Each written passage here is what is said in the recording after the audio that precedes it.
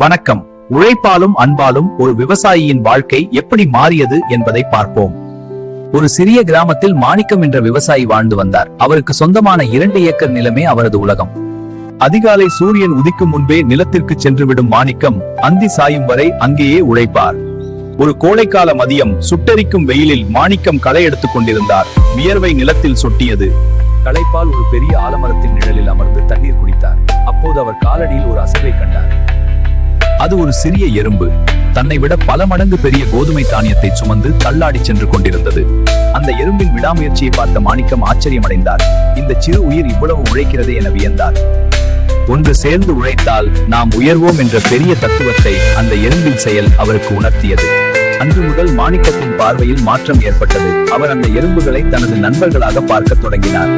எறும்புகள் சேமிக்கும் நுட்பத்தை கண்டு தானும் தனது அறுவடையை முன்கூட்டியே திட்டமிடத் தொடங்கினார். மாணிக்கம் தனது கிராமத்து மக்களிடமும் இதே ஒற்றுமையை பரப்பினார். எறும்புகள் போல நாமும் இணைவோம் என்றார். அன்று முதல் விவசாயிகள் ஒருவருக்கொருவர் உதவத் தொடங்கினர். கடின உழைப்பு அவர்களுக்கு பாரமாக தெரியவில்லை. நீதி, ஒருவருக்கொருவர் உதவி செய்து கொள்வது எவ்வளவு பெரிய கடின உழைப்பையும் எளிமையாக்கிவிடும். கதை பிடித்திருந்தால் ஸ்வீட் ஃபீலிங்ஸ் சேனலை சப்ஸ்கிரைப் பண்ணுங்க. வீடியோவை லைக், கமெண்ட், ஷேர் பண்ணுங்க.